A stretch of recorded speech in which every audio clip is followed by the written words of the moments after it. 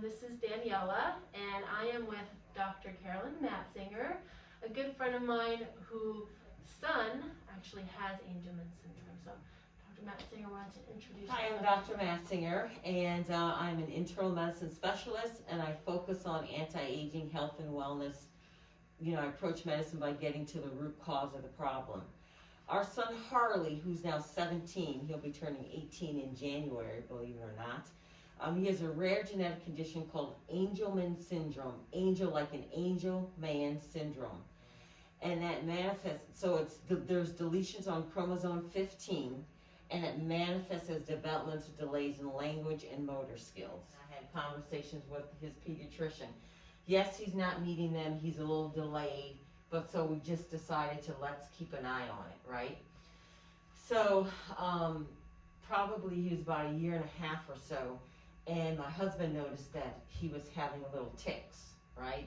So we notified the pediatrician, and the pediatrician said, okay, look, we've got tics and a developmental delay. Let's take a look and see what's going on. All right, so that kind of antennas went up like, maybe we need to look a little deeper. So we went to he was 18 months old, and we took him to a developmental pediatrician. She did an exam, and she says, she was very good, and she said, I think, just by his exam, she said, I think he has Angelman syndrome. Oh, wow. And she gave me a printout of it, and for whatever reason, I zeroed in on, it said, severe mental retardation. And I said, no, that's not our son. That's not Harley. So I said, no, he doesn't have Angelman syndrome, and I just wasn't going to hear anything else about it. All right. So a year went by, and so the tics started picking up more. So then we went to a pediatric neurologist, and just by Harley walking in the door, and so Harley would, he would have these staring seizures, but we didn't know they were seizures. We just thought that, like, when people look up and it looks like they're thinking, we said, boy, our son really thinks a lot. Because we would see him, he'd, stare up and like, we thought he was thinking. He was very fascinated with water. We're like, boy, our son really likes water. I mean, he would just sit there and watch water drip, because that's a characteristic of Angelman's. They're fascinated with water. Well, we didn't know that, right? So here we are thinking our son is thinking a lot, and we just knew he was very interested in water, right? So took him to the pediatric neurologist, and again, just by him walking up and he had a staring seizure, she said he has Angelman syndrome. So got tested. It was a genetic blood test. Okay. Came back showing positive for Angelman syndrome with the deletion on chromosome 15. And what therapies did he start off with, and where is he now? Occupational therapy, physical therapy, speech therapy. We have a program called Proloquo that we can he can actually, we're working towards him to be able to like make a full sentence with, pushing, so he can tell us what he wants. My number one focus is for Harley to be able to express what his needs are, however that can be, right? He's not able to do, he can understand sign language, but because of the fine motor is affected, he's not able to do sign language, because that requires fine motor. So the assistive tech, the iPad with the particular program, that works really well, because he can communicate what his needs are. How would you suggest they go about interacting with him? If I were, for example, while I'm a nurse, find myself in a situation where I have a patient with Angelman syndrome, how would you suggest I go about my interactions with him? The beauty of, if you've got to have a special needs syndrome, Angelman is a good one, because the children are very happy and they're very loving, okay? So they're always going to want to kiss and hug you and things like that.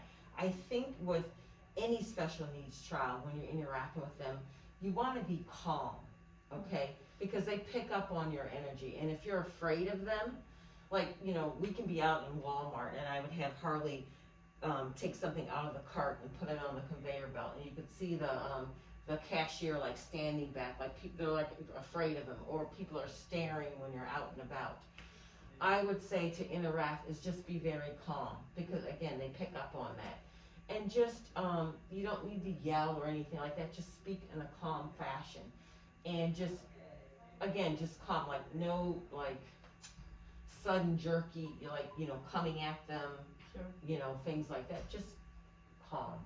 Where do you see Harley in about 10 to 15 years in regards to his, you know, independence and motor skills and We're going to continue. So he's in a special school right now. Helen J. Stewart is the best school on the planet, because they're all special needs children. So all the teachers and therapists know how to interact with special needs children. He can stay there until he's 22, and then from there we'll go to a day program. But I'm always going to have him in doing therapies, physical therapy, speech therapy, occupational therapy, because it's an ongoing thing to just help improve his mobility, his independence as much as he can.